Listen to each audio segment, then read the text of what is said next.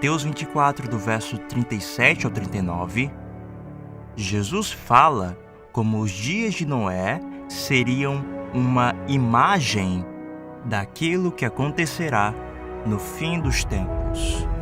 Assim como foi nos dias de Noé, assim também será a vinda do Filho do Homem.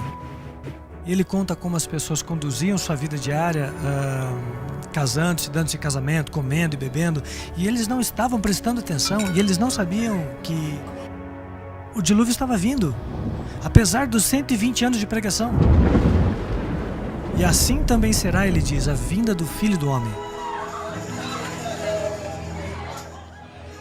A história está se repetindo. Eu estou certo de que o Senhor está olhando para nós do céu e Jesus disse, como foi nos dias de Noé, assim será nos dias do Filho do Homem. E estamos vendo isso no mundo hoje. A violência na terra, o egoísmo, a adoração do eu que existe lá fora. E eu acho que isso está quebrando o coração de Deus. Talvez a lição prática mais importante para tentar encontrar uma aplicação para os nossos dias de hoje seja: o que significa entrar na arca?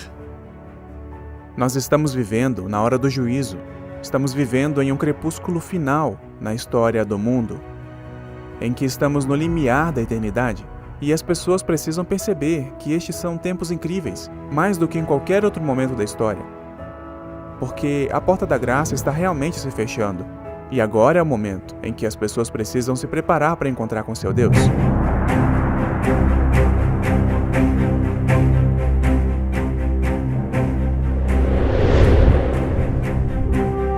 O que aconteceu antes do dilúvio vai acontecer de novo, logo antes da segunda vinda de Cristo. Aqueles que não têm perspectiva, os que não estão atentos à mensagem bíblica, eles continuarão como estão, seguindo o curso normal da vida, e eles não verão o fim chegar. Eu sou Jeff Wright, diretor do Layman Ministries. O que você verá agora não se parece com nada do que já viu antes. Não apenas investigaremos a história do dilúvio, mas também estudaremos as raízes da evolução e como ela influenciou o Ocidente. E o mais importante, veremos como a história de Noé ajuda a explicar as páginas da profecia bíblica. Essa é a história de Noé e do dilúvio como você nunca viu antes.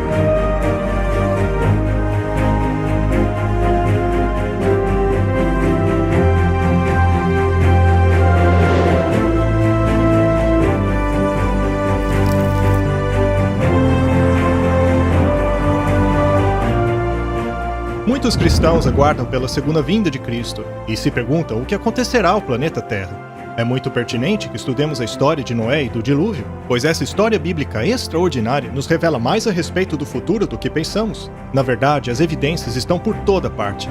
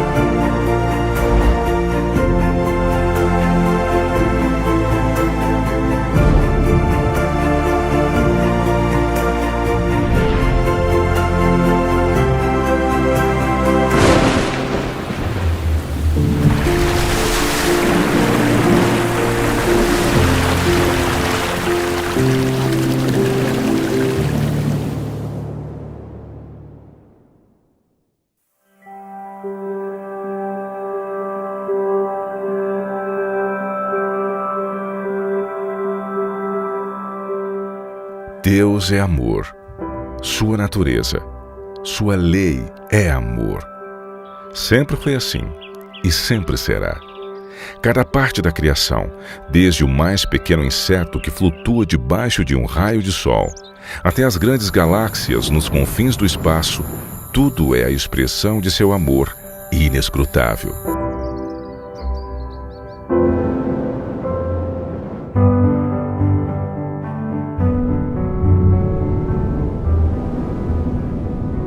Não há dúvida nenhuma de que o mundo antes do dilúvio falava do amor de Deus.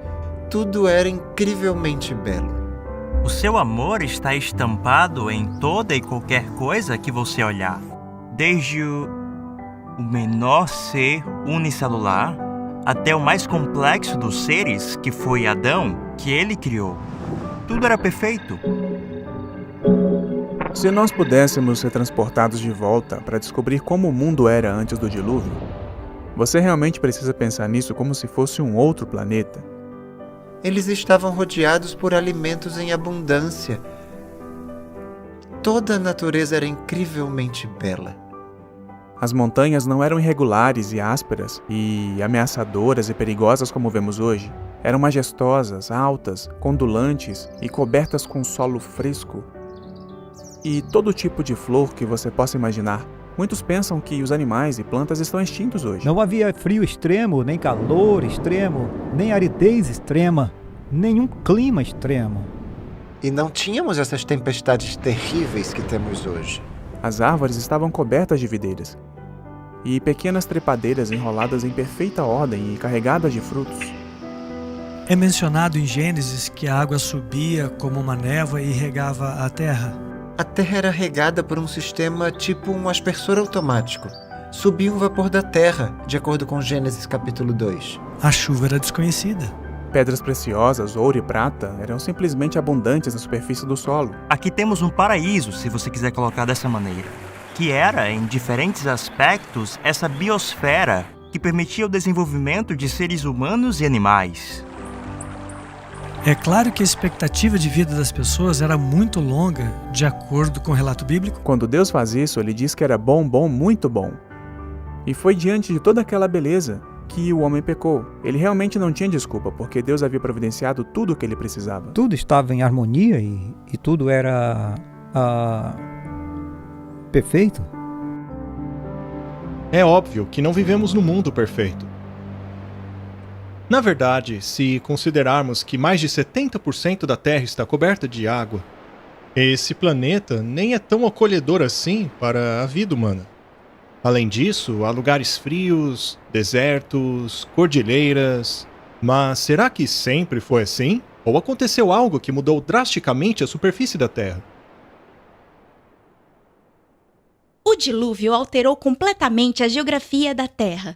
Esses pequenos pedaços da natureza que são quebrados e que nos revelam o verdadeiro horror do pecado. E o que vemos em nosso mundo hoje é a consequência disso. O homem começou a tentar encontrar a felicidade por meio do egoísmo, da pecaminosidade e da maldade. Mas Deus é tão amoroso. Ele disse: ainda tem gente lá embaixo que eu posso salvar. Quero salvar o máximo de pessoas que eu puder. Eu vou adverti-los. Se eles ainda tiverem algum fio de qualidades redimíveis e se buscarem, eu salvarei. E então ele criou essa arca. Ele criou um veículo através do qual eles poderiam ser salvos. E Noé, um mensageiro através do qual eles poderiam aprender. Deus está nos avisando. Deus nos dá revelações proféticas para nos arrependermos. Ignorar seria desastroso, assim como foi para aqueles nos dias de Noé. Em muitos aspectos, a história de Noé e do dilúvio é uma demonstração literal das profecias de Apocalipse. Eu lhe convido agora a estudar as profecias de Apocalipse, regressando aos dias de Noé.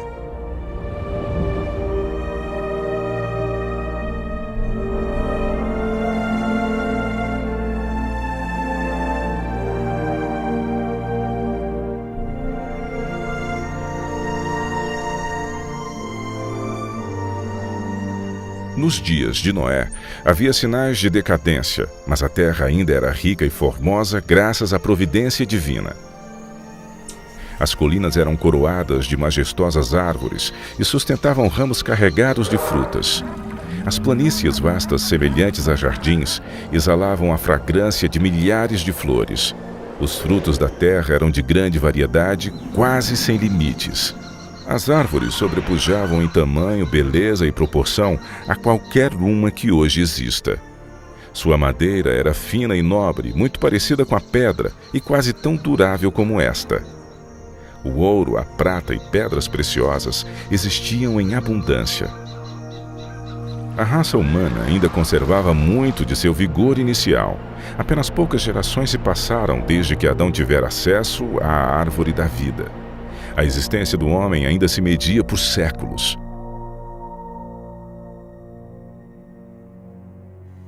Se aquele povo longevo houvesse se dedicado ao serviço de Deus, com suas raras capacidades para planejar e executar, teriam feito do nome de seu Criador um louvor na terra e correspondido ao propósito por que Ele lhes dera a vida. Eles, porém, não fizeram isto. Havia homens de grande estatura e famosos por sua sabedoria, habilidosos para imaginar as mais maravilhosas obras. Sua culpa, porém, ao dar rédeas soltas à iniquidade, estava em proporção com a sua perícia e habilidade mental.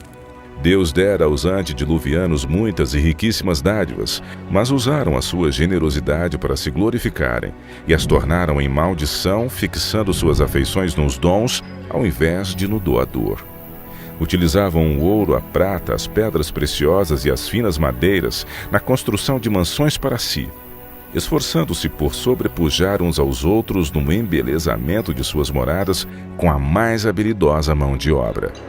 Procuravam apenas satisfazer os desejos de seu orgulhoso coração e se deleitavam em cenas de prazer e impiedade. Sem vontade de conhecer a Deus, logo negaram a sua existência. Adoravam a natureza ao invés do Deus da natureza.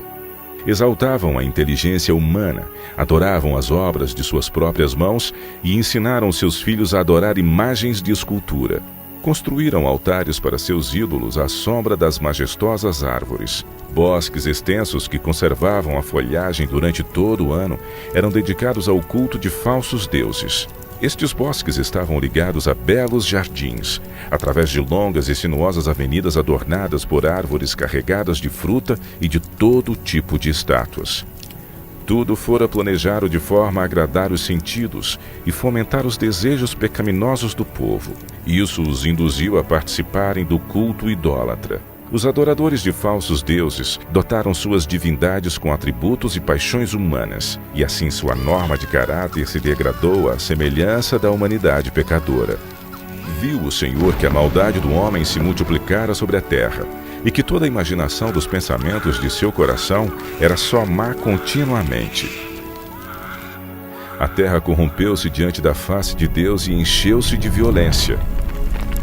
Deus deu ao homem os seus mandamentos como regra de vida, mas a sua lei era transgredida e todos os pecados imagináveis eram praticados. A maldade do homem era aberta e ousada, a justiça pisada no pó. Os gritos dos oprimidos chegavam até ao céu. O mundo ainda estava em sua infância, porém a maldade se tornou tão profunda e generalizada que Deus não mais podia suportar. Ele disse: destruirei de toda a face da terra o homem que criei. Declarou que seu espírito não contenderia para sempre com a raça decaída. Se não cessassem de poluir com seus pecados o mundo e seus ricos tesouros, ele os eliminaria de sua criação e destruiria as coisas com que tanto amor os havia abençoado. Acabaria com os animais do campo e a vegetação que fornecia tão abundante provisão de alimento, e transformaria a formosa terra em um vasto cenário de desolação e ruína.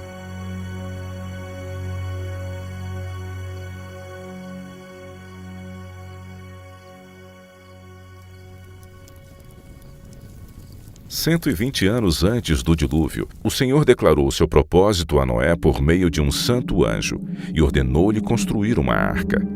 Enquanto construía a arca, ele deveria pregar que Deus traria um dilúvio de água sobre a terra para destruir os ímpios. Os que crescem na mensagem e se preparassem para aquele acontecimento pelo arrependimento e reforma de vida, encontrariam perdão e seriam salvos. Deus deu a Noé as dimensões exatas da arca e instruções explícitas com relação à sua construção em todos os pormenores. A sabedoria humana não poderia ter concebido uma estrutura de tão grande resistência e durabilidade. Deus foi o projetista e Noé o construtor-chefe. Tinha uma altura de 3 andares com apenas uma porta que ficava na lateral. A luz entrava por cima e os compartimentos foram arranjados de tal forma que eram todos iluminados. O material empregado empregado na construção da arca era o cipreste ou madeira de gopher, a qual estaria isenta de apodrecimento durante centenas de anos. A construção dessa imensa estrutura foi um processo lento e trabalhoso. A arca, por si mesma, não poderia resistir à tempestade que viria sobre a terra. Unicamente Deus podia preservar seus servos das águas tempestuosas. Noé, pela fé, quando foi avisado divinamente das coisas que ainda não se viam, temeu, e para a salvação de sua família preparou a arca, pela qual condenou o mundo e foi herdeiro da justiça que é segundo a fé. Enquanto Noé pregava sua mensagem de advertência ao mundo, seu trabalho testemunhava de sua sinceridade. Assim, a sua fé foi aperfeiçoada e manifestada. Deu exemplo ao mundo ao acreditar naquilo que Deus havia dito. Tudo o que possuía, ele empregou na arca. Enquanto construía aquele imenso barco em terra seca, multidões de todos os lados vinham para assistirem à estranha cena e ouvirem as palavras fervorosas daquele pregador tão especial. Cada martelada desferida naquela arca era um testemunho para o povo. Ainda assim, não se arrependeram diante de Deus, não quiseram renunciar a seus pecados. Durante o tempo que se passou antes da chegada do dilúvio, a fé deles foi provada e não suportaram a prova. Vencidos pela incredulidade da maioria, voltaram-se aos seus companheiros anteriores, rejeitando a solene mensagem. Alguns ficaram profundamente convencidos e teriam atendido às palavras de aviso, mas tantos eram os que zombavam e ridicularizavam que acabaram participando do mesmo espírito. Nem todos os homens daquela geração eram idólatras no sentido mais amplo do termo. Muitos professavam adorar a Deus. Diziam que seus ídolos eram representações da divindade e que por meio deles o povo poderia obter uma concepção mais clara do ser divino. Esforçando-se para representarem a Deus por meio de objetos materiais, cegaram a mente ao poder e majestade do Criador. Deixaram de ver a santidade de seu caráter ou da natureza sagrada e imutável dos seus mandamentos. À medida que o pecado se generalizava, este parecia cada vez menos grave. E finalmente declararam que a lei divina não estava mais em vigor, que era contrário ao caráter de Deus castigar a transgressão, e acabaram negando que os seus juízos cairiam sobre a terra.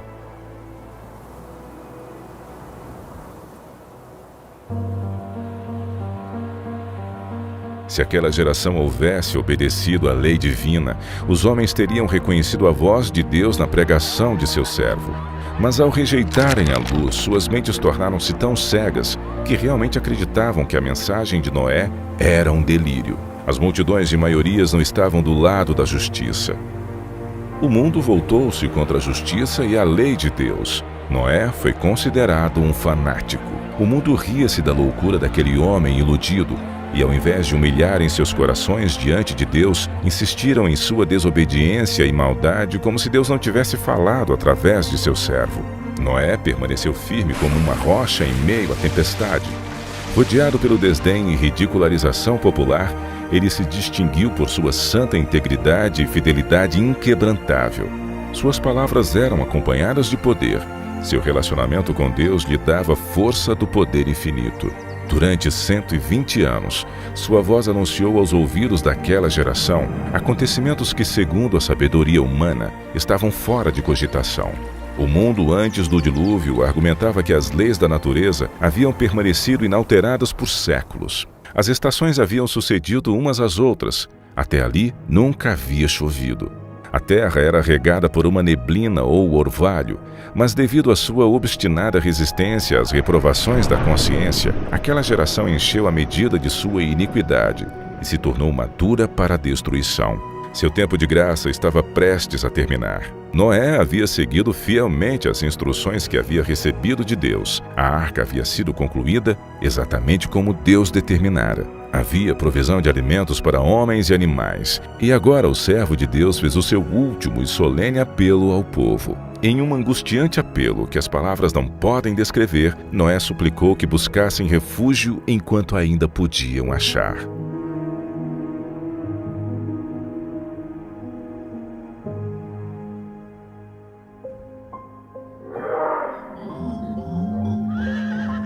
Animais de todos os tipos, desde os mais ferozes até os mais mansos, foram vistos vindo das montanhas e florestas, encaminhando-se silenciosamente para a arca.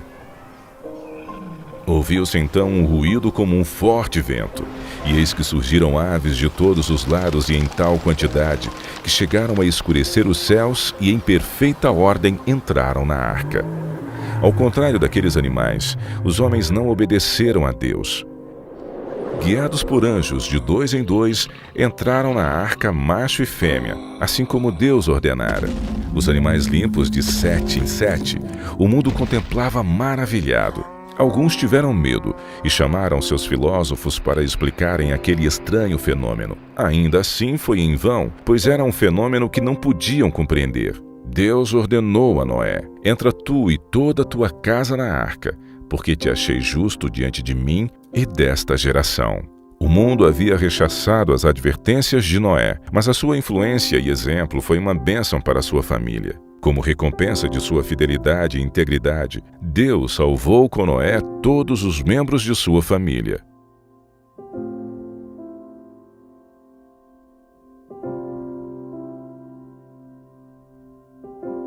O clamor da misericórdia havia acabado para aquela raça culpada.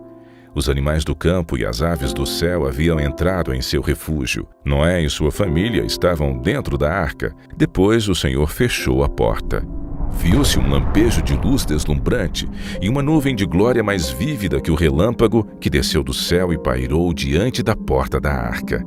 A porta maciça, que não poderia ser fechada pelos que estavam dentro, foi lentamente fechada por mãos invisíveis. Noé ficou do lado de dentro, enquanto aqueles que rejeitaram a misericórdia de Deus do lado de fora. O selo de Deus havia sido posto na porta. Deus a havia fechado e somente Deus poderia abri-la. Após 7 dias que Noé e sua família entraram na arca, não houve sinais da iminente tempestade. Mas, ao 8º dia, nuvens negras cobriram o céu. Ouviu-se o estampido do trovão e o lampejo do relâmpago. Logo passaram a cair grandes gotas de chuva. O mundo nunca havia testemunhado nada parecido, e o medo tomou conta do coração dos homens. Todos perguntavam em seus corações: teria Noé razão? Estará o mundo condenado à destruição?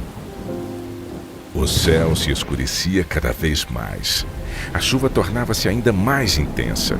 Os animais corriam aterrorizados, seus gritos discordantes pareciam lamentar seu próprio destino e o da humanidade. Se romperam então as fontes do grande abismo, e as janelas do céu se abriram. A água parecia cair das nuvens em enormes cataratas. Os rios romperam seus limites e inundaram os mares. Jatos de água irrompiam da terra com força indescritível, arremessando pedras maciças para o ar, que quando caíam se enterravam profundamente no solo. Os altares onde haviam oferecido sacrifícios humanos foram destruídos, e os idólatras temeram diante do poder do Deus vivo, compreendendo que a causa de sua ruína foi a destruição e a idolatria. À medida que a violência da tempestade aumentava, árvores, edifícios, rochas e terra foram lançados em todas as direções. Por cima do rugido da tempestade, era possível ouvir os lamentos de um povo que havia desprezado a autoridade de Deus. Muitos estavam frenéticos de medo e esticaram seus braços à arca, implorando para lhes permitirem entrar. Suas súplicas, porém, foram em vão e se convenceram de que há um Deus no céu que governa tudo. Alguns, tomados pelo desespero, tentaram romper a arca para entrar nela. Porém, a firme estrutura resistiu a todos os seus esforços. Outros se penduraram na arca, até serem arrancados pelas forças das águas ou caírem devido à colisão com rochas e árvores. Cada fibra da maciça arca tremia quando era golpeada pelos violentos ventos que a empurravam de um lado para o outro. Os gritos dos animais dentro da arca expressavam seu medo e dor. Ainda assim, apesar de toda a violência dos elementos, a arca continuava flutuando em segurança.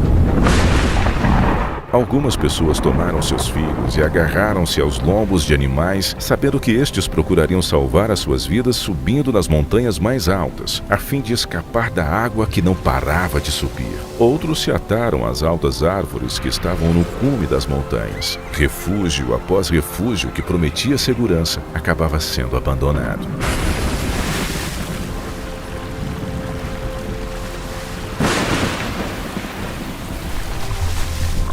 medida que as águas subiam mais e mais, as pessoas fugiam para as elevadas montanhas em busca de refúgio. Em muitos lugares, homens e animais disputavam o mesmo espaço, mas todos eram varridos pela fúria das águas. A partir dos picos mais altos, os homens contemplavam um enorme oceano sem praias. As solenes advertências do servo de Deus já não eram mais motivo de zombaria e chacota. Como desejavam aqueles pecadores condenados recuperarem a oportunidade que deixaram passar. Mas a doce voz de misericórdia não seria mais ouvida. O amor, não menos que a justiça, exigia que os juízos de Deus pusessem um fim ao pecado.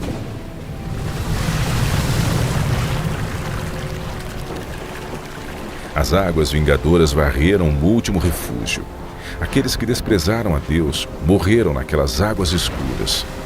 Pela palavra de Deus, aquele mundo pereceu coberto com as águas do dilúvio.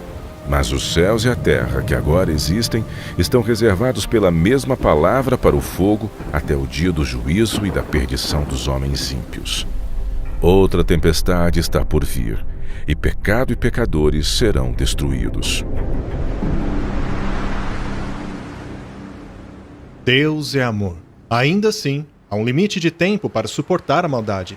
Vimos que Deus enviou um dilúvio para acabar com a maldade daquela época. Mas resta uma pergunta. Poderia ter havido uma catástrofe mundial sem que ela houvesse deixado um vestígio sequer? O dilúvio universal é mais do que uma história de um livro. É uma história escrita na Terra. E essas evidências físicas permanecem escritas como testemunhas para nós. Chegou a hora de começarmos a investigar o juízo.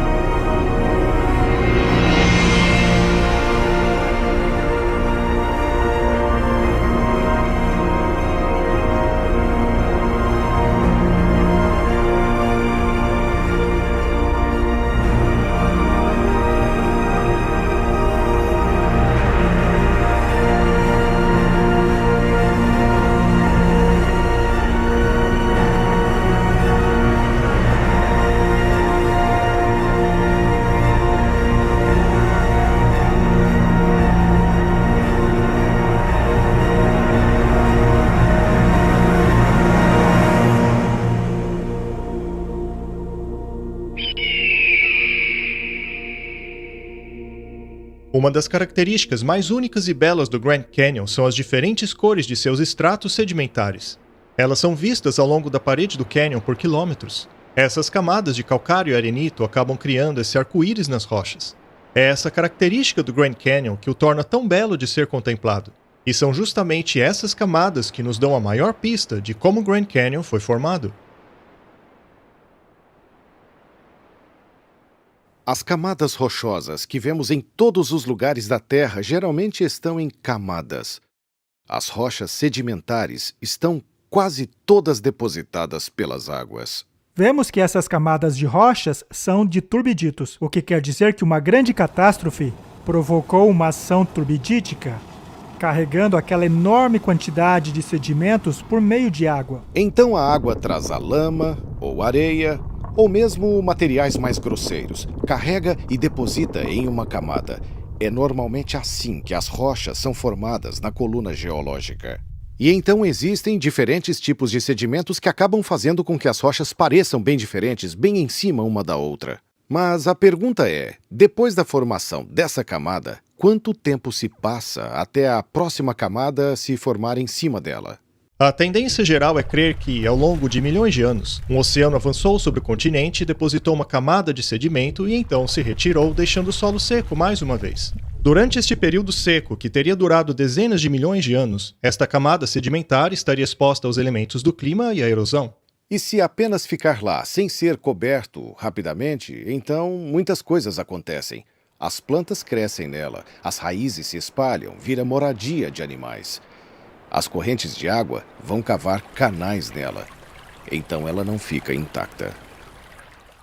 Dezenas de milhões de anos de ação atmosférica e erosão teriam deixado uma grande quantidade de irregularidades entre os estratos, como, por exemplo, colinas e vales. Mas não é isso que vemos. Há pouca variação entre os níveis, eles são extremamente planos. E esse período de tempo que supostamente ocorre entre duas camadas pode ser de 10 milhões de anos, pode ser de 15 milhões, pode ser de até 150 milhões de anos, como a gente vê numa certa parte do Grand Canyon, nos depósitos do Grand Canyon. Você espera tanta erosão, na verdade, tanta erosão, que todo o registro já deveria ter acabado há muito tempo atrás. A taxa média de erosão é de cerca de 61 milímetros a cada 1000 anos. Aplicando a taxa de erosão de 61 milímetros a cada 1000 anos, ao longo de um período de 150 milhões de anos, não deveríamos ter 90 metros de erosão, tampouco 900 metros de erosão, mas 9 quilômetros de erosão. Todos os sedimentos juntos que compõem os estratos do Grand Canyon deveriam ter suportado uma erosão 6 vezes maior. Mas o que vemos são estratos horizontais. Isso indica que foram depositados rapidamente em uma sequência muito veloz. Então, é realista achar que 150 milhões de anos se passaram e nada aconteceu com essa camada? Não foram erodidos grandes vales. Realmente não parece que houve esse tempo entre essas diferentes camadas. O clima está em constante mudança, e a superfície da Terra muda com ele. As tempestades, inundações, furacões, terremotos, vento e outros fatores transformam e esculpem a superfície de nosso planeta. Estes elementos sempre depositam novos sedimentos ou erodem o sedimento presente, fazendo com que a superfície se torne irregular. É o tempo que causa essa mudança. Assim, ao vermos que o ponto de contato entre essas camadas não apresentam sinais de erosão ou de deposição, não faz sentido a ideia de que milhões de anos se passaram sem que a superfície dessas camadas sofresse alteração. Estas são camadas turbidíticas, geralmente classificadas de grosso a fino, o que desafia princípios uniformitários. Tinha que ser uma deposição rápida. Quando você tem um intervalo de 100 milhões de anos, você tem algumas milhas de erosões. Ainda assim você olha para esse vão e ele é plano. Se tivesse demorado tanto tempo, você teria que ter erosões irregulares dentro desse vão. Então a característica erosiva está dizendo... Hey! Pouco tempo, pouquíssimo tempo. A planura das camadas e assim por diante nos fala de um passado inteiramente diferente. Esse é o tipo de dado que você esperaria do dilúvio de Gênesis. Não podemos ver a erosão de milhões de anos, porque estes nunca existiram. Isso é o que as rochas revelam. Mas a erosão não é a única coisa que falta. Também estão ausentes camadas inteiras de sedimento, que representam milhões de anos.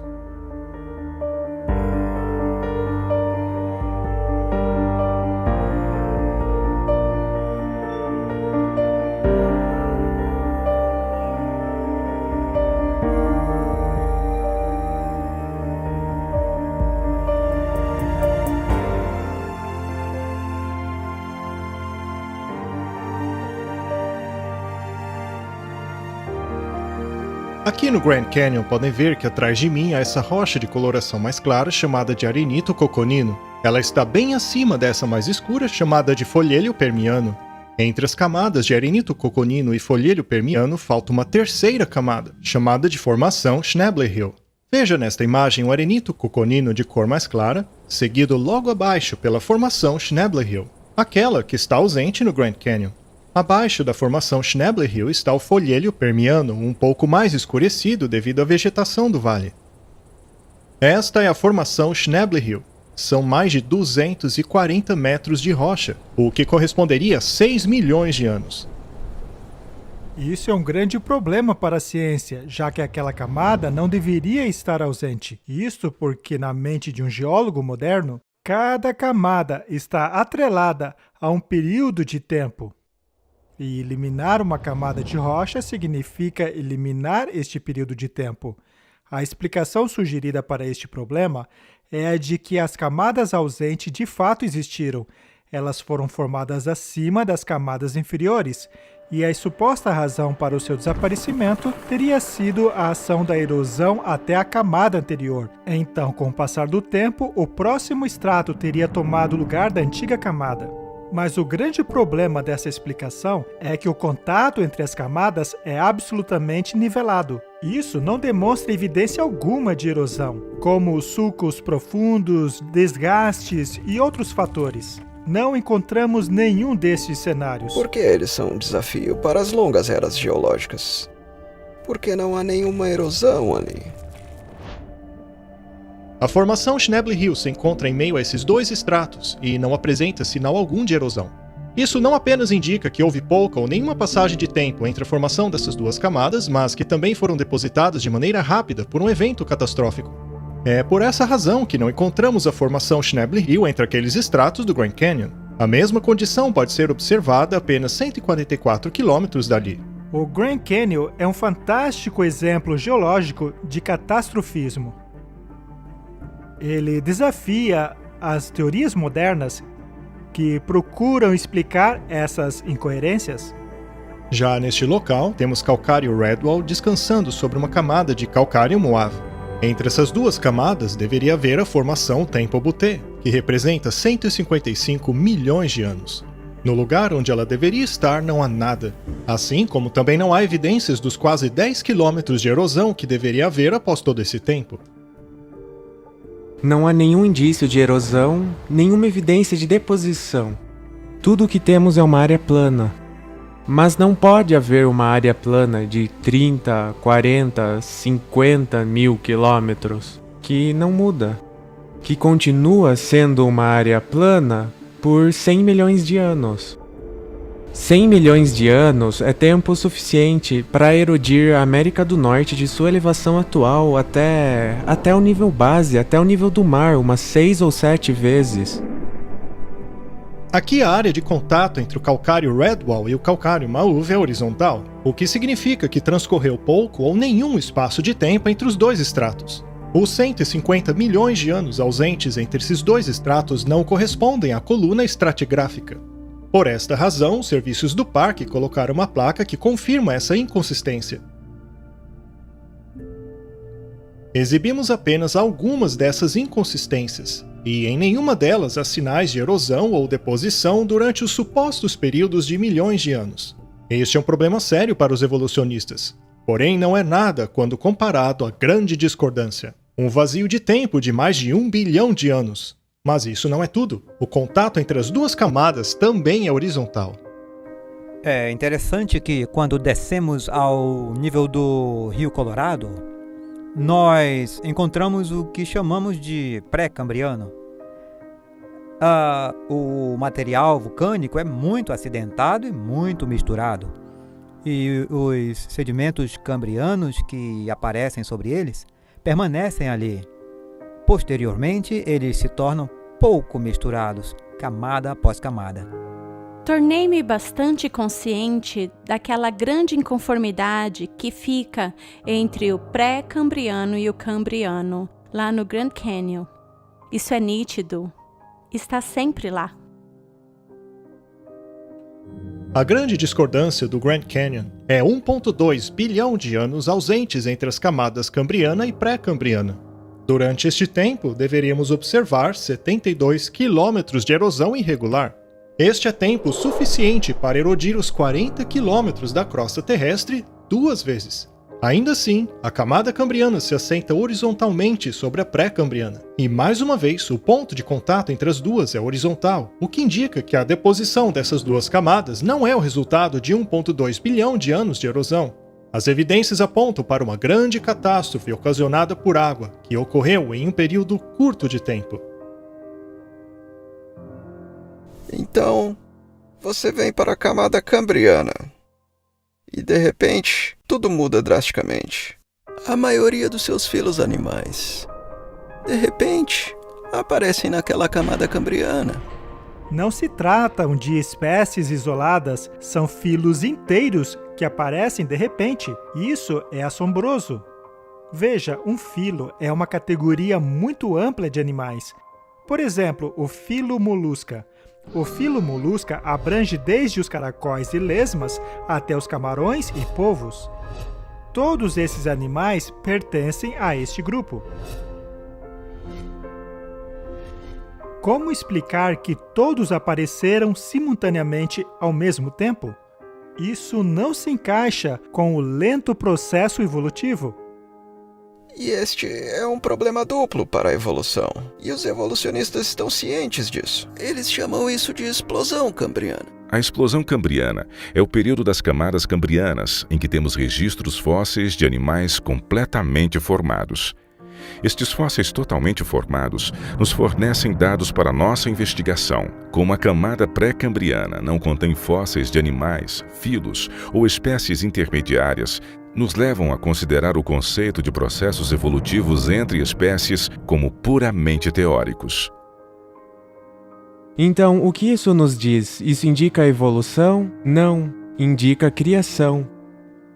A camada pré-cambriana, frequentemente chamada de rocha basal, contém somente fósseis de organismos unicelulares e de algumas criaturas de corpo macio, como vermes e águas-vivas. Isso se encaixa com o registro bíblico, já que antes do dilúvio não havia padrões climáticos severos ou catástrofes que pudessem enterrar e fossilizar grandes animais. No entanto, a camada cambriana, que está logo acima dela, é a primeira camada sedimentar depositada pelo dilúvio. É por esta razão que vemos um filo inteiro de animais totalmente desenvolvidos surgir abruptamente. A razão pela qual não vemos traços de espécies intermediárias ou de lentos processos evolutivos é porque estes nunca ocorreram. As camadas sedimentares do Grand Canyon não são evidências da evolução. Pelo contrário, são testemunhas de uma inundação catastrófica. Quando vemos o tamanho desses depósitos, somos levados a crer que esta inundação foi um evento global.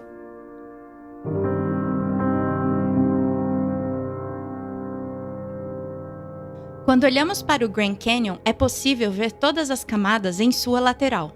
E todas essas camadas se estendem por centenas de quilômetros. Até o Arizona, Utah, Wyoming e Montana. As mesmas camadas chegam até mesmo ao Canadá.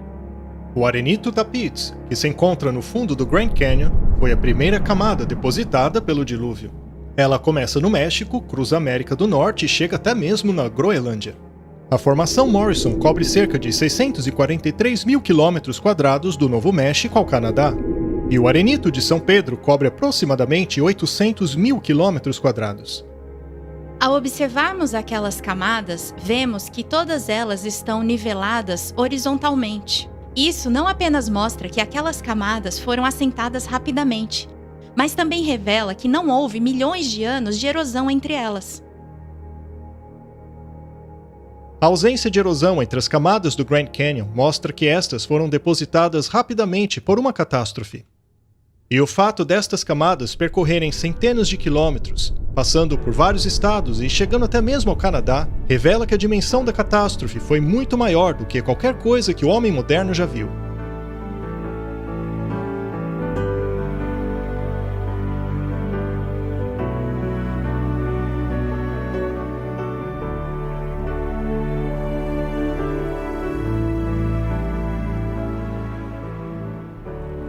Em termos de evidências de inundação mundial, nós olhamos os sedimentos e, observando a estrutura dos sedimentos e os fósseis que são encontrados nos sedimentos e os que não, nós temos o que chamamos de coluna geológica. E encontramos o período cambriano, o ordoviciano, o siluriano, o devoniano, o carbonífero e o permiano. Essas são apenas algumas das principais estruturas que vemos. Podemos encontrá-las nos Estados Unidos, podemos percorrer a Europa e, adivinhe, encontramos as mesmas sequências. Vamos para a Ásia, encontramos as mesmas sequências. Vamos para a Austrália e encontramos as mesmas sequências. Encontramos não somente as mesmas sequências em estrutura e em conteúdo, mas também o conteúdo fóssil. Para mim, isso diz que algo tinha que acontecer no mundo inteiro. Se não simultaneamente, mas quase simultaneamente, para que todas as estruturas sedimentares pudessem desaparecer. Eu tento focar naquelas partes dos registros que nos deixam cientes dos aspectos globais do dilúvio. Por exemplo, o que chamamos do giz de Cretáceo, que são achados por todo o mundo. A camada de giz é depositada debaixo d'água. Ela é formada a partir dos esqueletos de carbonato de cálcio dos foraminíferos, que são organismos marinhos. E há uma enorme quantidade desses organismos. Esta camada de giz não está apenas entre os continentes, mas por todo o continente. Como explicar isso se ela é depositada apenas debaixo d'água? Isso nos leva a crer que todo o planeta esteve embaixo d'água ao mesmo tempo. Essas são evidências tão fortes que de fato houve um dilúvio universal, de que o indivíduo precisa de muita, mas muita imaginação para vê-las como uma série de avanços e retrocessos periódicos do mar.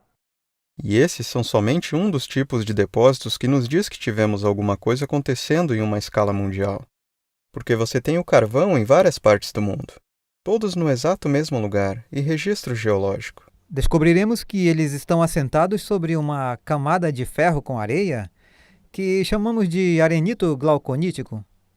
E vamos encontrar o arenito glauconítico na Inglaterra. Podemos encontrar as mesmas estruturas aqui nos Estados Unidos, no Alabama e em toda aquela área. Podemos encontrá-las na Austrália. E adivinhe, todos eles estão assentados sobre o arenito glauconítico, todos têm os mesmos tipos de fósseis, todo o negócio está lá. Mas é uma evidência de que houve continuidade em todo o mundo. Eu estou aqui na margem sul do Grand Canyon, a 2.000 metros acima do nível do mar. Isto é o que chamamos de formação de calcário Kaibab. Esta rocha sedimentar é encontrada sobre todo o estado de Nevada, Utah e Arizona, chegando até mesmo na Califórnia. Ela está repleta de fósseis marinhos. E o fato de fósseis marinhos serem encontrados aqui indica que essa camada se formou rapidamente para que fosse possível o processo de fossilização.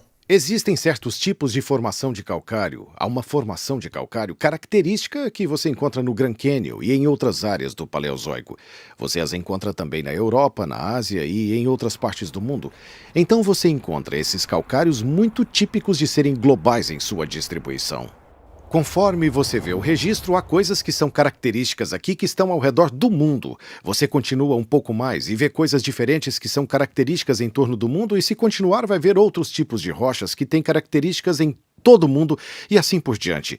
Existem muitos exemplos disso. E então, por que essas coisas são tão globais? Eu acho que a melhor explicação é uma catástrofe global. A larga distribuição de giz e outras camadas sedimentares condiz com aquilo que esperaríamos de uma catástrofe mundial. Já os fósseis, normalmente considerados uma evidência da evolução, são, na verdade, uma forte evidência do relato bíblico do dilúvio. Encontrar os mesmos fósseis nas mesmas camadas, em todo o mundo, para mim é outro ponto forte e marcante de que houve uma inundação global, um fenômeno global. E ao olharmos para o registro fóssil, encontraremos fósseis menores e menos complexos no fundo. E à medida que atravessarmos a coluna geológica, encontraremos uma complexidade cada vez maior. Isso acaba levando a muitas pessoas a concluir que houve uma progressão evolutiva no registro fóssil, que vai desde o simples até o complexo. Acontece que isso não existe. Não existem animais simples. Todo animal já encontrado é incrivelmente complexo. E muitas pessoas falam sobre eles como a primeira aparência de vida. Eu gostaria de propor que olhássemos não como um registro de vida, mas como um registro de morte. É a primeira aparência da preservação das coisas que estão morrendo. Nós temos esta complexa destruição aquosa, o dilúvio, acontecendo. E ao mesmo tempo em que estes sedimentos estão se instalando, eles também prendem as formas de vida à medida que morrem, da simples a mais e mais complexa. É óbvio que quando o ambiente é coberto com turbidito, os seres que vivem no fundo serão enterrados no fundo. Já os que são capazes de nadar mais alto são enterrados a um nível superior, e os que já se encontravam na parte superior serão encontrados lá mesmo. É exatamente o que vemos no registro. Encontramos peixes fossilizados que se encontram em sua posição de nado, até mesmo com comida em suas bocas. Isto é prova de uma morte instantânea. Os fósseis se formam apenas em decorrência de um enterro rápido. E para que haja um enterro rápido é necessária uma catástrofe. Um deslizamento causado por chuva forte ou inundação pode prover essa condição. O fato de haver tantos fósseis encontrados pelo mundo, todos nas mesmas camadas, é evidência de um enterro rápido em escala global. Outra forte evidência de que isto é o resultado de um dilúvio global é o fato de muitos desses animais terem sido arrastados juntos por fortes correntezas. Estes são os cemitérios fósseis.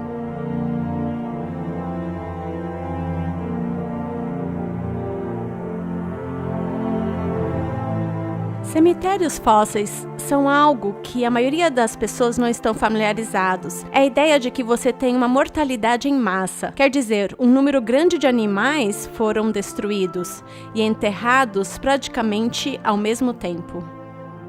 E provavelmente o mais popular desse tipo de fósseis é o dos dinossauros. Mas existem áreas de concentração que sempre me fez pensar. Vamos olhar como estão os sedimentos. Talvez esta é uma área baixa e essas coisas foram levadas e depositadas em pequenas áreas baixas e concentradas dessa forma pela água que moviam esses corpos. Achamos coisas assim por todo o globo. Por exemplo, há camadas em Utah Central onde há braquiópodes, que são tipo moluscos. Deve haver uns, bilhões desses organismos que compõem essas camadas. Isso é um cemitério de fósseis. É uma quantidade muito grande, é uma quantidade excessivamente alta de fósseis.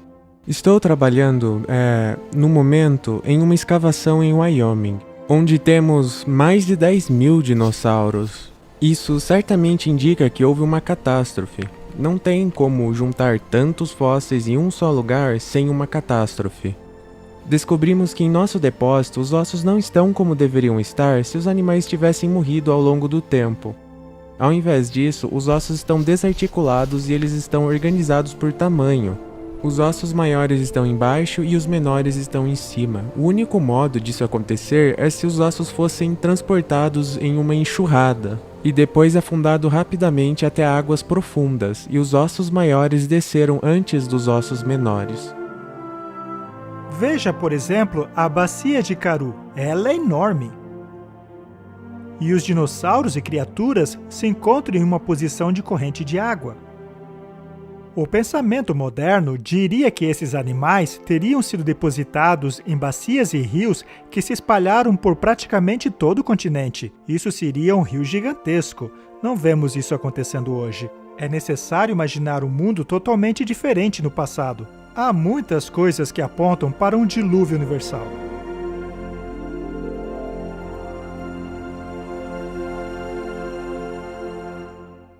As violentas forças do dilúvio arrastaram milhares de animais para grandes áreas onde foram fossilizados. No entanto, sob circunstâncias diferentes, alguns desses restos de animais se tornaram carvão. O carvão é uma massa de material vegetal que foi depositada numa unidade. Essa massa foi compactada e se transformou quimicamente em carvão. Depósitos de carvão podem ser muito extensos, eles podem ser muito grossos também, até 300 metros de espessura para uma camada individual. Nós o encontramos nessas costuras bem planas, que geralmente têm pontas e fundos muito acentuados, e assim por diante. O que normalmente não é a maneira como as plantas crescem. Isso parece transportado, obviamente, depositado pela água. Encontramos organismos marinhos em campos de carvão que são depósitos terrestres. Isso desmente qualquer história que contradiga o relato bíblico. Encontramos grandes quantidades de carvão. Temos carvão no Wyoming, temos milhões e milhões de toneladas de carvão na Austrália, temos milhões e milhões de toneladas de carvão na Europa. Voltando à Pensilvânia, temos todo esse tipo de material. Eles cobrem milhares de quilômetros quadrados e você encontra o mesmo tipo de depósitos de carvão no mesmo lugar, no registro geológico espalhado por toda a Europa, indo para a Rússia e assim por diante. A extensa distribuição desses depósitos de carvão é em escala mundial. Independentemente de sua localização, esses depósitos de carvão se encontram na mesma posição na coluna estratigráfica, demonstrando que foram depositados ao mesmo tempo. Portanto, seria lógico concluir que a formação desses depósitos de carvão são resultado de uma catástrofe causada por água, ocorrida em escala mundial e praticamente ao mesmo tempo. Estima-se que sejam necessários de 600 a 900 centímetros de vegetação para formar 30 centímetros de carvão. Alguns desses depósitos possuem mais de 30 metros de espessura, o que exigiria mais de 60 ou 90 metros de vegetação cobrindo uma área de muitos milhares de quilômetros quadrados. Quando os cientistas observam a quantidade de carvão existente na Terra, se dão conta que nem toda a vegetação existente no planeta seria capaz de formar essa quantidade de carvão.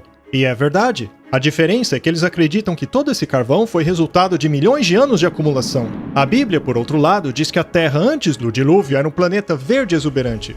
Não é improvável que isso venha apenas da vegetação que existia pouco antes do dilúvio. Muitos cientistas, por exemplo, acreditam que os céus em sua criação permitia a Terra estar um pouquinho abaixo de 2 atmosferas de pressão. E essas 2 atmosferas de pressão promoveria um crescimento significativo? Onde agora vemos desertos, cordilheiras e continentes gelados, houve uma vez, antes do dilúvio, terras férteis e bosques como nunca vimos antes. Encontramos grandes quantidades de petróleo nos desertos do Oriente Médio, que são vestígios desta antiga paisagem verde. Os cientistas descobriram, através de perfurações, que um dia a Antártica já foi um continente tropical coberto por palmeiras. As enormes florestas enterradas durante o dilúvio e que depois se transformaram em carvão e petróleo formam os extensos depósitos que vemos hoje em dia. Estas são apenas algumas das evidências que testificam do grande amor de Deus pelo homem mediante a criação de um planeta verde exuberante, e que mais tarde foi destruído por uma catástrofe de água, exatamente como a Bíblia diz. O dilúvio é um evento que harmoniza o que vemos na geologia. Em termos de uma criação recente de Deus, em apenas 6 dias, alguns milhares de anos atrás, como descrito na Bíblia.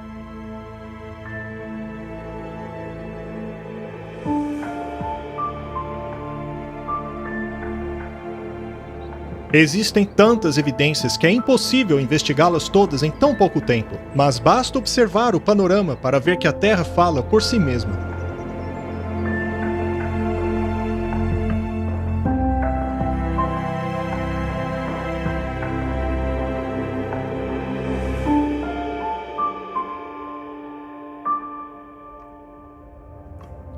Vimos que não há erosão entre as diferentes camadas horizontais do Grand Canyon, o que indica que estas camadas foram depositadas rapidamente e não após milhões de anos. Vimos também que a magnitude desta catástrofe precisa ser tão grande quanto os estratos que ela formou, e a extensão dessas camadas pelos continentes confirma o seu impacto mundial. Vimos também que não há rastros de erosão entre essas camadas sedimentares durante os supostos milhões de anos.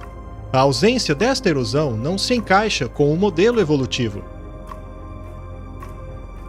Também vimos que a primeira camada sedimentar contém fósseis de animais completamente formados. Não há etapas evolutivas progressivas.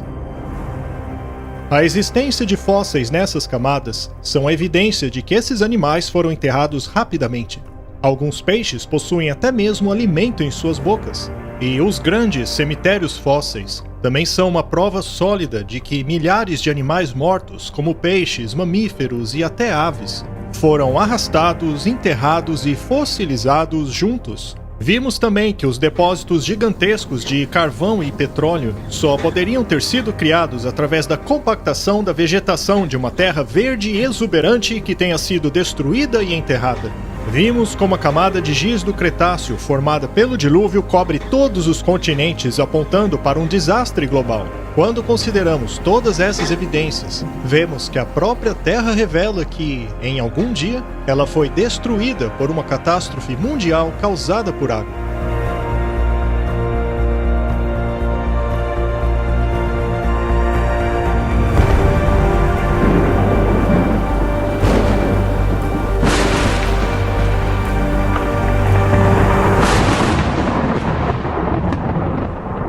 Ou fala com a terra, e ela te ensinará. Até os peixes do mar te contarão. Quem não entende por todas essas coisas que a mão do Senhor fez isto? Uma vez que o mundo está tão repleto de evidências, por que algumas das mentes mais brilhantes da comunidade científica rechaçam a história do dilúvio como descrita na Bíblia? A razão tem pouco a ver com as evidências.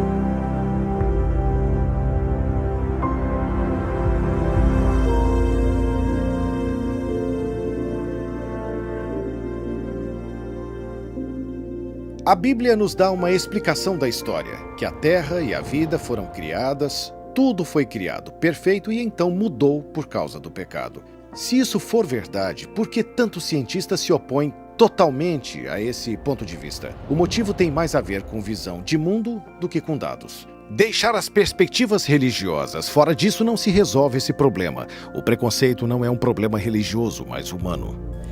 Não importa o que professamos, se dissermos eu sou cristão e rejeito a biologia evolucionista, ou eu sou evolucionista e rejeito o cristianismo, ou se eu estiver andando em círculos entre estes dois, ainda assim, tudo que fazemos, tudo que vemos, tudo que dizemos e percebemos, toda a nossa visão de mundo, o jeito que formulamos os nossos conceitos, nossos pensamentos sobre tudo que vemos e sabemos sobre o mundo ao nosso redor, são inevitavelmente afetados por essas duas visões. Essa visão de mundo tem uma forte influência sobre o que nós percebemos e no tipo de perguntas que fazemos. Se você limitar o número de interpretações que você pode adicionar à sua cosmovisão, então, obviamente, isso vai limitar os tipos de teorias que você pode criar. Então, por exemplo, se você está olhando para uma cosmovisão materialista e você está olhando para esses equipamentos moleculares incríveis que eu gosto de usar, ou a informação que está gravada no DNA, há um grande número de teorias que você pode criar baseado nesses dados que você coletou. Mas se você é um materialista, nenhuma das suas teorias poderia sugerir que uma mente inteligente escreveu essa informação no DNA. Essa é uma teoria que não é permitida. A grande verdade é que a evolução contraria as leis da física. Veja, tudo se transforma de um nível superior para o inferior. O que sempre acontece é a regressão e nunca o contrário. Essa é a lei da termodinâmica. A vida procura desafiar a lei da termodinâmica. Assim, o que temos é uma teoria que basicamente viola cada lei da física. E ainda assim, é uma das teorias mais reconhecidas e até mesmo protegidas pela legislação. É realmente inacreditável. A ciência se define como uma exploração sistemática que constrói, organiza o conhecimento em forma de explicações comprováveis e previsões sobre o universo. O problema da evolução é que suas explicações não podem ser provadas. A evolução necessita que algo que não está vivo possa por si mesmo criar algo vivo. Esse misterioso evento não pode ser observado em nenhum lugar, nem na natureza e nem em laboratório. Ela, portanto, não segue o método científico, o que a impede de ser estabelecida como um fato científico. Toda a vida é composta por DNA, uma forma muito complexa de se organizar informação. A razão pela qual os processos naturais não podem e nunca poderão produzir vida é porque os processos naturais não geram ou organizam informação. A organização requer inteligência. Onde vemos evidência de organização, vemos evidência de Deus. Portanto, a revelação mais suprema que o estudo da ciência e do mundo natural pode dar ao homem é o descobrimento da existência do sobrenatural. Apesar disso, o orgulho humano e sua insistência em ter o mundo sem Deus acaba influenciando os nossos tribunais e sistemas educacionais. A lei obriga que a evolução seja ensinada como um fato infalível. As pessoas me fazem perguntas sobre por que é que a ciência parece estar cada vez mais e mais confiante em seu compromisso com uma ex-origem completamente evolutiva da vida. É porque temos mais dados? Não, realmente não é isso. É porque a ciência tem uma certa visão de mundo e a confiança nessa visão está cada vez mais forte. E acho que parte disso é por causa das batalhas políticas sobre o que será ensinado nas escolas públicas. Quando nos mandam ensinar esta teoria, o que eles estão fazendo, pelo menos na minha opinião, é obrigar a todos os professores a mentir, já que os professores têm que ensinar essa teoria, que é uma hipótese da ciência moderna, enquanto existem teorias melhores para explicar aquilo que vemos e que são excluídas. O mais justo a se fazer seria apresentar as duas teorias aos estudantes, para que eles mesmos pudessem escolher. Mas a maneira como está se fazendo hoje vai contra toda a lógica. Você não fala de Deus em nossos livros didáticos, livros científicos e históricos e assim por diante. Deus está fora de cena. Mas e se Deus realmente existir? Não é assim que se encontra a verdade. Então é assim que a cosmovisão pode limitar as coisas. Uma das coisas que eu realmente aprecio sobre a cosmovisão bíblica que os cristãos aceitam é que ele é libertador. Não podemos dizer que toda a realidade é apenas o que eu posso ver mecanicamente, e assim por diante. Não há nada que nos diga que tudo isso é realidade. Eu prefiro uma abordagem mais ampla. Vamos incluir Deus nas possibilidades. E olhar para os dados científicos. E os dados científicos, eles tendem a nos apontar para Deus. Quando você diz, bem, eu não vou me envolver com religião ou com a Bíblia, porque isso não é ciência. Acho que você está sendo desnecessariamente restritivo e está eliminando a possibilidade de você investigar o que pode ser verdade.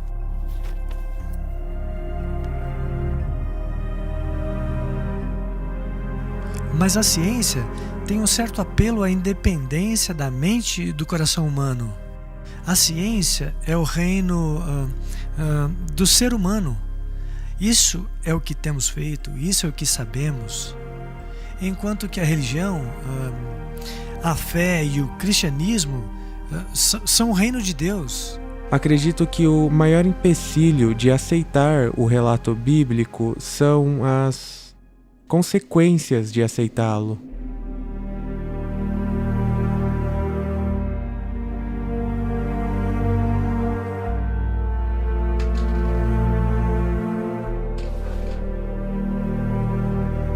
Agora, o problema de trazer Deus para essa discussão é que, inevitavelmente, volta também a questão da responsabilização moral. E dizer que tem moralidade em um paradigma evolucionista é enganar-se mesmo. Não pode haver um ser supremo e seres inferiores sem definir essa relação de alguma forma. E intuitivamente reconhecemos que há uma lei moral. E examinados por essa luz, não ficamos bem na cena. E, portanto, para escapar desse contexto de julgamento, para escapar do contexto de responsabilização moral, há uma tendência natural de querer se esquecer do Criador. E, consequentemente, coisas como a história do dilúvio, as evidências que ainda são visíveis na Terra, estas são coisas que talvez, de alguma forma, nosso subconsciente fica muito feliz encontrando uma explicação alternativa. Nós nos sentimos confortáveis deixando essa ideia de responsabilização moral. Eliminar a responsabilidade moral implica em reescrever a história do mundo. Adotou-se uma nova visão de mundo, uma visão de mundo que exclui o dilúvio. O objetivo disso é eliminar o juízo de Deus e, como consequência, eliminar a responsabilidade moral. O que vamos ver agora é como ocorreu essa transição.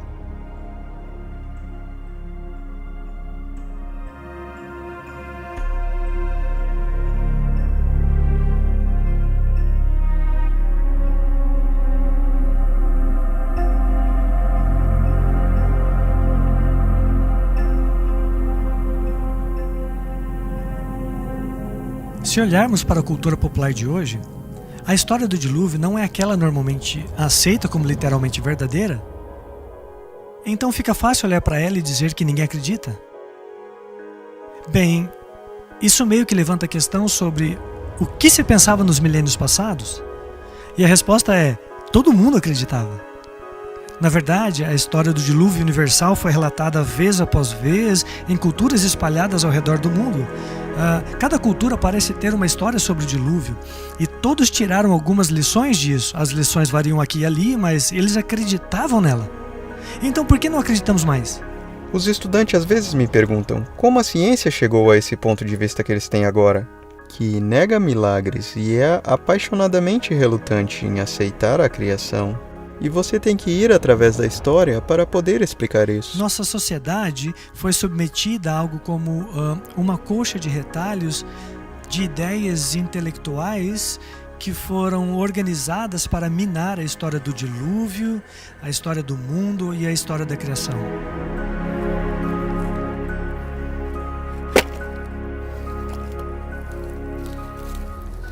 O grande acobertamento. Enterrando o juízo.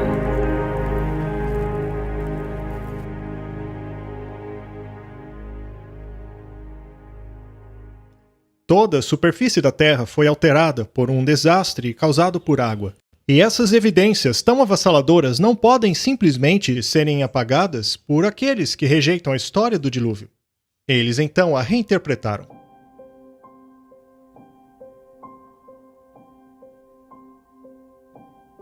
Alguns fatores na sociedade eram muito autocráticos, dogmáticos e perseguiam as pessoas, suprindo-as e dificultando muito a vida delas. E quem eram essas agências que faziam isso? Bem, eram o governo e a igreja. Uma das coisas que o homem mais deseja é obter o domínio sobre os outros homens. Durante a Idade Média, era a igreja que governava o mundo. Então, durante a Idade Escura, ou período da Idade Média, por 1500 anos, tivemos esse marco monolítico, quase que universal, de governança da Igreja Católica por toda a Europa. Uma das arenas de combate no desenvolvimento da nova liberdade de pensamento, mesmo sob a influência da Igreja Católica nos últimos 1500 anos, com certeza era o campo da ciência. E as histórias desses cientistas são bastante conhecidas, desde Galileu a Newton, de Copérnico a Francis Bacon, que travaram conflito com a igreja.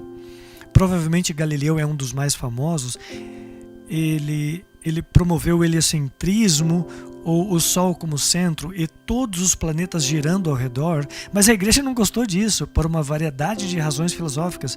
Manter a Terra no centro era filosoficamente importante. Essa era a marca da perfeição de Deus, e ter essa ideia circulando por aí, de que a Terra não está onde achávamos que ela estava e de que outros planetas não giravam em círculos perfeitos, isso não foi nada popular. Então Galileu foi chamado pela Santa Inquisição, foi preso, ameaçado com punição severa e possivelmente morte. Nós usamos essa história hoje, infelizmente, muitas vezes para criar esse antagonismo intransponível entre o cristianismo e a ciência. E isso não é o que deveríamos aprender dessa lição, porque quando olhamos para os ensinos da igreja na Idade Média, em muitos casos, não é o que a Bíblia diz. O mundo estava dominado por um pensamento religioso muito rígido. E qualquer coisa que saísse desse esquema tão rígido era visto como uma ameaça à verdade. Algo que era contrário a Deus, contrário à Bíblia. E como tal, precisaria ser eliminado pela força, mediante a ação da Inquisição e da pena de morte. E chegou finalmente a um ponto na história onde as pessoas estavam cansadas disso. Elas estavam exaustas disso e a igreja estava perdendo sua credibilidade por causa disso. Por causa da forma como eles estavam tratando as pessoas. As pessoas estavam cansadas da forma que os governos haviam tratado elas. E isso ocasionou um movimento entre os estudiosos para se afastarem das autoridades e de quaisquer dessas agências autocráticas. O mundo via Deus como um Deus vingativo, que ficava à espreita, observando, só esperando alguém fazer alguma coisa de errado. E os reis governam não por amor, mas por ganância. Outros são controlados não por amor, mas por medo, incluindo a igreja. Percebendo o poder abusivo que prevaleceu por toda a Europa, eles totalmente rejeitaram a Igreja Católica, no qual, claro, na mente deles, significava rejeição total ao cristianismo. E isso abriu a porta para uma sociedade mais inclinada ao ateísmo. E, segundo a mentalidade do homem, quem era essa força restritiva? Bem, a força restritiva que impedia a expansão da mente era Deus. Portanto, vamos nos livrar dele, vamos nos livrar de Deus, para que assim possamos crescer intelectualmente. E foi isso que fizeram na Revolução Francesa. Ao invés de submeter as massas aos seus dogmas e cega submissão, a obra de Roma as tornou infiéis e revolucionárias. Consideraram que sua avareza e crueldade era fruto da Bíblia e que não mais aceitariam isso. Roma distorceu o caráter de Deus e agora os homens passaram a rejeitar a Bíblia e o seu autor. Isso desencadeou automaticamente a Revolução Francesa e a total anulação do poder da Igreja que se havia mantido sobre o povo por mais de 1000 anos. Na Assembleia Nacional da França, a turba revolucionária declarou que só prestaria culto à razão. Apresentaram então uma bela mulher vestindo uma capa azul e a proclamaram como deusa da razão.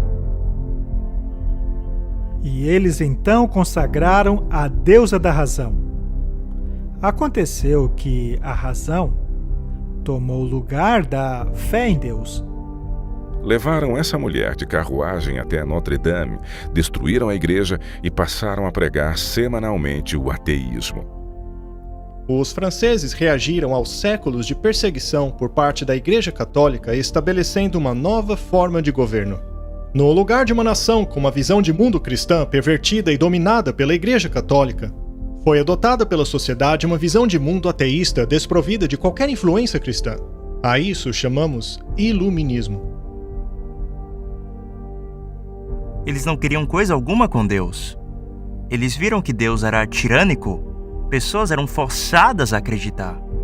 Portanto, agora vamos retirar Deus da equação. O que aconteceu na Revolução Francesa foi o seguinte: passamos de um mundo centrado em Deus para um mundo centrado na razão. O ateísmo surgiu, você sabe, tremendamente na França. Veja o que aconteceu na França. A Bíblia foi queimada, foi destruída. E chamam a isso de Era do Iluminismo.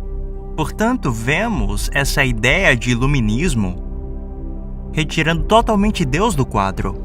Dentre todos os segmentos da sociedade francesa, foram os padres católicos que sofreram a maior taxa de mortalidade per capita. Havia muita animosidade e eles descontaram seu ódio na igreja. E na maioria dos casos, eles descontaram também no cristianismo. Reforçando-se para defender a ciência e a razão como os novos ideais da sociedade, as ações das correntes ateias focaram em descristianizar a França, um período que ficou conhecido como Reinado do Terror. Capturou-se e executou-se os sacerdotes, as igrejas e monumentos religiosos foram vandalizados ou mesmo destruídos. A palavra santo foi removida da sinalização das ruas, o culto a Deus foi proibido. A Bíblia passou a ser queimada publicamente, enquanto os franceses gritavam: "Esmague o miserável", referindo-se a Cristo e ao que sua igreja representa. Muitos foram assassinados enquanto estavam de joelhos orando, e seus corpos eram abandonados lá mesmo, no local de adoração. Nos bosques aonde se reuniam os cristãos, eram pendurados cadáveres e corpos eram espalhados pelo chão. Tudo isso foi o resultado do movimento ateu chamado de Iluminismo. O movimento que pretendia acabar com a tortura e matança da Igreja Católica agora cometia os mesmos crimes. Os eventos culminantes oriundos do Iluminismo, que deram base à Revolução Francesa, pareciam indicar a morte do cristianismo. tudo aconteceu como queria Satanás. Sua política é o engano, e seu propósito é trazer ao homem dor e miséria.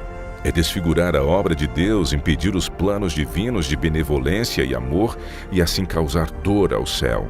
Desta maneira, através das artes do engano, ele leva o homem a culpar a Deus como se toda essa miséria fosse resultado do plano do Criador. Quando o povo descobriu que o romanismo era um engano, Satanás os levou a crer que a religião é enganosa e a Bíblia uma fábula. O papado parecia que ia morrer.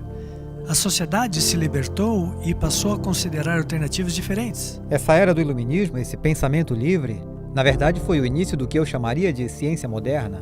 Na verdade, esse movimento de se afastarem das autoridades, nós o vemos como sendo um período chamado iluminismo. Você não tem esse freio sobre você, e você pode começar a explorar, e começar a observar, e começar a utilizar a razão humana. As pessoas estavam, de fato, se afastando da confiança nos governos e na igreja, e começando a pensar por elas mesmas, trazendo mais liberdade, e essa liberdade foi em muitas direções diferentes, incluindo se afastar de acreditar em Deus. Se não fosse pela Revolução Francesa e a ideia de que Deus não está envolvido em tudo, e a ideia de que a razão substitui Deus, não teria havido solo fértil para o desenvolvimento do pensamento evolucionista.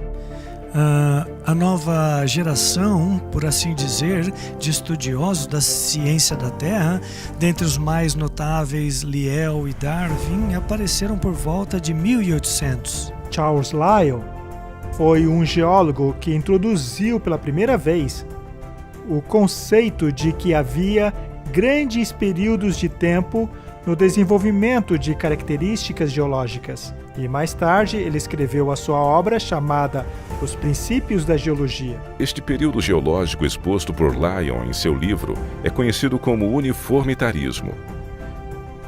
O uniformitarismo é a crença de que as coisas que se desenvolveram e acontecem hoje não são diferentes daquilo que ocorreu no passado. Assim, se algo exige um longo período de tempo para se formar hoje, também deve ter exigido um longo período no passado. O uniformitarismo é a base para se crer nos milhões de anos tão necessários para a teoria da evolução. A aceitação generalizada do princípio uniformitarista é um dos principais motivos, como previsto pela Bíblia, que faria as pessoas do tempo do fim negarem tanto a criação como o dilúvio. Nos últimos dias, surgirão escarnecedores caminhando após a sua própria concupiscência. Eles dirão: onde está a promessa da sua vinda? Desde que os nossos pais dormiram, tudo continua como era desde o princípio da criação. É por isso que o uniformitarismo ensina que todas as coisas têm seguido no mesmo ritmo desde o princípio.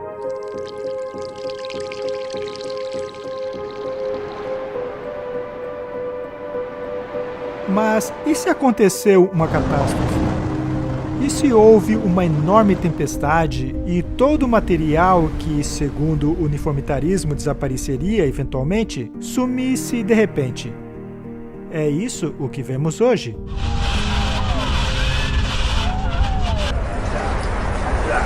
A percepção de que tudo tem sido o mesmo desde o início da criação é uma filosofia que, como Deus advertiu, caracterizaria a mentalidade dos últimos dias. Somos advertidos de que essa mentalidade faria as pessoas negarem deliberadamente que o mundo já fora destruído pela água. A profecia diz que eles ignorariam voluntariamente, o que significa que rejeitariam todas as evidências do dilúvio. E é precisamente assim que Charles Lyell descreveu o seu ponto de vista. Quando Lyell escreveu a respeito dos fósseis, ele disse: "Não podemos explicar a sua posição atual com um dilúvio universal. Eu tenho abominação pelos acadêmicos mais eruditos. Estes sistemas têm o ar como alicerce, não se sustentam sem milagres." Como naturalista, Charles Lyell rechaçava todos os milagres como forma de explicação. Mas não foram suas observações científicas que o levaram a essa conclusão, mas o comprometimento com a sua própria visão de mundo. Ele deixou claro seu preconceito contra a história bíblica do dilúvio em uma carta que diz assim: as eras geológicas libertarão a ciência de Moisés. Essas ideias foram passadas de Charles Lyell para um jovem estudante chamado Charles Darwin. Quando Charles Darwin foi comissionado para viajar no navio Beagle, um dos livros que ele levou consigo foi o livro de Charles Lyell, O Princípio da Geologia, e lá estava ele, lendo aquela informação ao chegar nas Ilhas Galápagos. E então ele vê aqueles tentilhões. Aqueles tentilhões eram tão variados que lhe veio à mente a ideia de que aqueles tentilhões, obviamente, evoluíram de um parque e chegou àquelas ilhas. Então todas aquelas variedades chegaram a evoluir a partir daquele momento. Ele naturalmente pensou que esse processo deve ter levado algum tempo. E foi aí que as ideias de Lyell se encaixaram. Ele então concluiu o seguinte: se essa variedade que eu vejo aqui se desenvolveu através do tempo e da seleção natural, então Deus não criou nada. Darwin utilizou as ideias de Lyell sobre as eras geológicas e as aplicou à biologia. Desta maneira, ele deu à evolução algo de que ela precisava, um mecanismo científico sobre o qual operar. Darwin apareceu com essa nova teoria, a seleção natural, e essa foi a prova supostamente infalível. Foi isso que deu credibilidade. Agora sim encontramos um mecanismo responsável por essas mudanças no transcorrer de longos períodos de tempo. Mais adiante, Darwin se tornou um amigo próximo de Lyell. Alguns dizem que ele foi a pessoa que mais influenciou a vida de Darwin. Darwin, comentando a respeito da opinião de Lyell sobre o dilúvio, disse: Lyell está convencido de haver abalado a fé no dilúvio sem ter proferido sequer uma palavra contra a Bíblia. Ele não teria obtido tanto sucesso se tivesse agido de forma diferente. Em meados do século XIX, as coisas começaram a mudar. No final daquele século, a comunidade científica começou a excluir Deus de suas interpretações. E agora, Deus foi totalmente expulso das explicações na comunidade científica. Assim cheguei a esta conclusão, que Deus fez os homens justos, mas foram atrás de muitas invenções. A teoria da evolução converteu-se no fundamento de nossa sociedade por todo o mundo, e os resultados catastróficos dessa crença podem ser vistos por toda parte na negação da responsabilidade moral, na negação de Deus e também do dilúvio. A evolução, mais do que qualquer outra crença, tem levado a sociedade a um nível de maldade tal qual era nos dias de Noé. E viu Jeová que a maldade do homem era grande sobre a terra, e que toda a imaginação dos pensamentos de seu coração eram continuamente maus. O Senhor definiu os pensamentos dos dias de Noé como maus. Isso também se aplica a nós quando consideramos o que a Bíblia tem a dizer sobre os pensamentos dos perversos. O perverso, por causa de seu orgulho, não busca Deus. Deus não está em nenhum de seus pensamentos. Quando a Bíblia diz que não há lugar para Deus em seus pensamentos, o que ela quer dizer é que Deus está totalmente ausente de sua mente. Nos dias de Noé havia muita maldade sobre a terra. Era uma sociedade sem Deus que não o buscava. Assim se cumpre a profecia de Jesus que disse: tal como foi nos dias de Noé, também será quando o Filho do Homem se manifestar.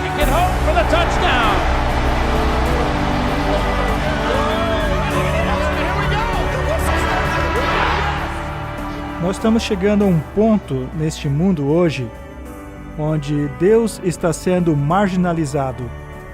Mesmo nos sistemas políticos e leis que estão sendo feitas para todas as intenções e propósitos, leis que estão sendo escritas fora da existência e fora do psiquismo humano.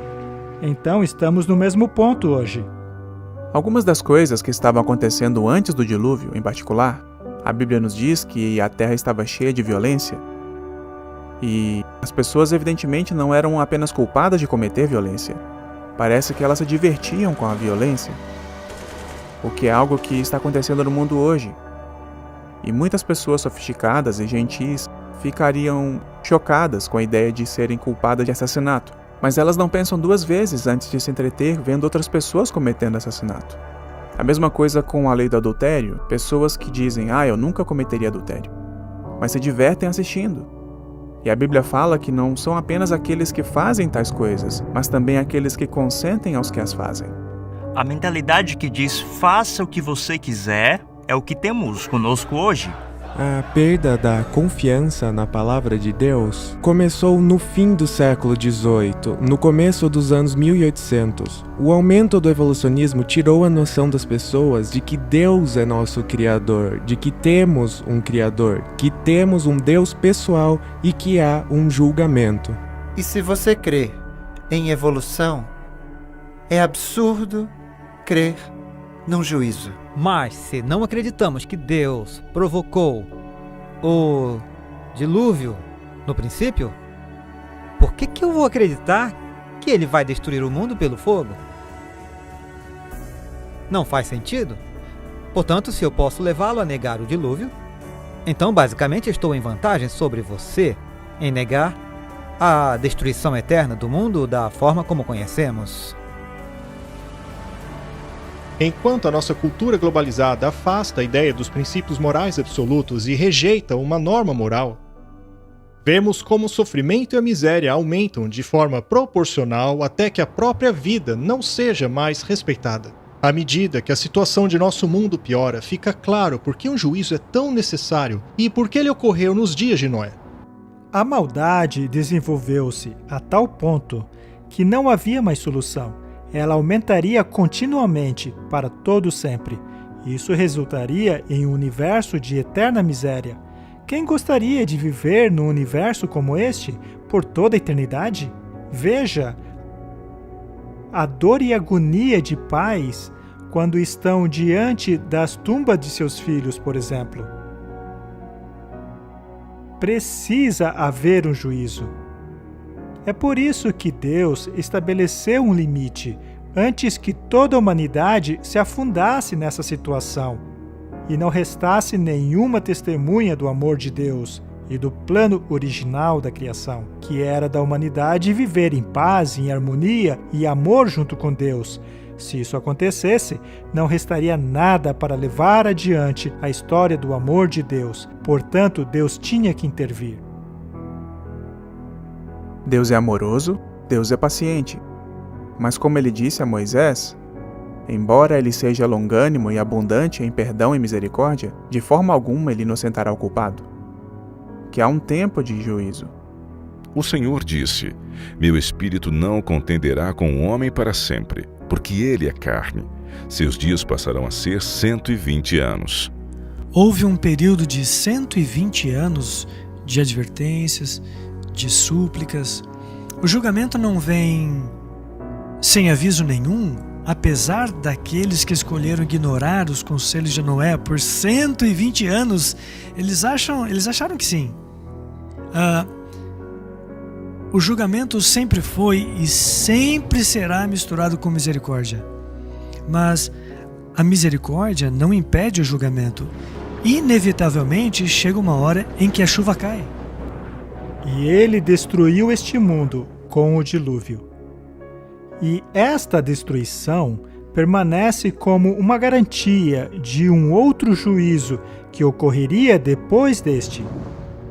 E a Bíblia diz que este próximo juízo será pelo fogo.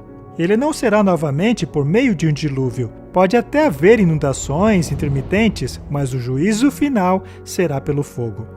E pela água, o mundo daquele tempo foi submerso e destruído. E pela mesma palavra, os céus e a terra que agora existem estão reservados para o fogo, guardados para o dia do juízo e para a destruição dos ímpios. O mundo foi batizado pela água nos dias de Noé. 2 Pedro 3 diz que ele será batizado por fogo quando o Senhor voltar. E aí ele vai fazer um novo céu e uma nova terra. Então a terra renasce, pode-se dizer, depois de passar por esse batismo nas águas dos tempos de Noé. Mas ele protegeu Noé e a sua família. Ela será batizada com fogo na segunda vinda, mas ele mais uma vez protegerá o seu povo. Portanto, a mesma mensagem que temos no livro de Gênesis será pregada mais uma vez nos últimos dias.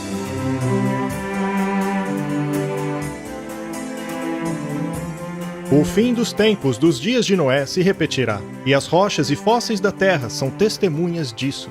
Assim como foi na história de Gênesis, o registro da própria terra serve como uma profecia que nos adverte que outro juízo está chegando. Mas quando? No tempo do fim, o homem recebe 3 avisos logo antes da segunda vinda de Cristo. Tais advertências são dadas por 3 anjos e são conhecidas como as 3 mensagens angélicas. Quando a mensagem de juízo foi dada nos dias de Noé, se deu o primeiro juízo da terra. E agora, no tempo do fim, a mensagem do primeiro anjo ecoa a advertência de Noé dizendo: chegou a hora do seu juízo. No segundo episódio de Os Dias de Noé, investigaremos essas mensagens e descobriremos em que ano começou esse juízo e quando começarão os dias de Noé para a última geração.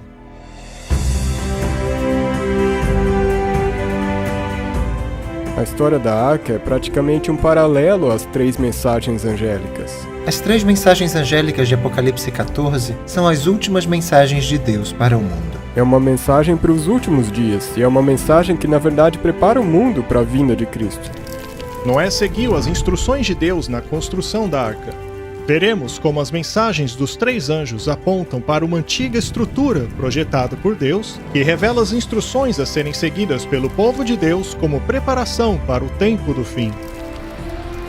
A mensagem do primeiro anjo nos aponta a verdade, a mensagem do segundo anjo nos aponta a contrafação, e a mensagem do terceiro anjo diz: escolha. E Noé convidou o povo a uma escolha, sabe? Escolham. Façam a sua decisão, mas saibam que essa decisão é definitiva. Está chegando a hora do juízo. As pessoas estão sendo avisadas com antecedência porque Deus ama o homem e quer salvá-lo. E Deus mais uma vez verá a maldade humana e dirá que os pensamentos do seu coração e mente são continuamente maldosos e mais uma vez trará juízo. Portanto, é uma mensagem de advertência, é uma mensagem de amor, mas é também uma mensagem de que há um juízo iminente.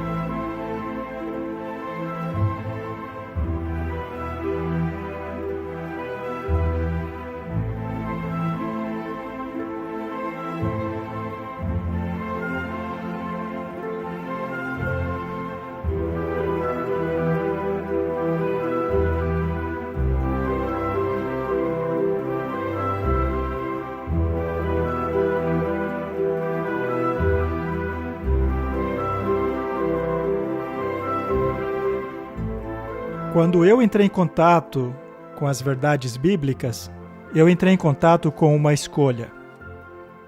Eu era um ateu e a profecia me disse que havia um Deus. Então eu tive que fazer escolhas, e as escolhas te custam. E quando eu fiz a escolha de deixar o evolucionismo e pregar sobre o criacionismo, isso teve consequências, porque eu sou um zoólogo. E eu estava em uma universidade secular, no departamento de zoologia. Então, a consequência foi que eu tive que sair, não mais disposto a me comprometer com aquilo que eu não acreditava por questões financeiras. Sabe, existem algumas coisas encorajadoras e sóbrias na história do dilúvio para mim. Uma é que você não pode esperar até que a mensagem se torne popular. Se for verdade, você tem que abraçá-la, não importa o que o resto do mundo faça. Alguém uma vez disse que uma ideia idiota ainda é uma ideia idiota, mesmo que 1 milhão de pessoas criem nela. E, embora Noé fosse minoria, está claro hoje que ele estava certo. E Deus está procurando pessoas que se levantem, mesmo que a verdade não seja popular. Minha fé cristã não depende do meu entendimento da ciência.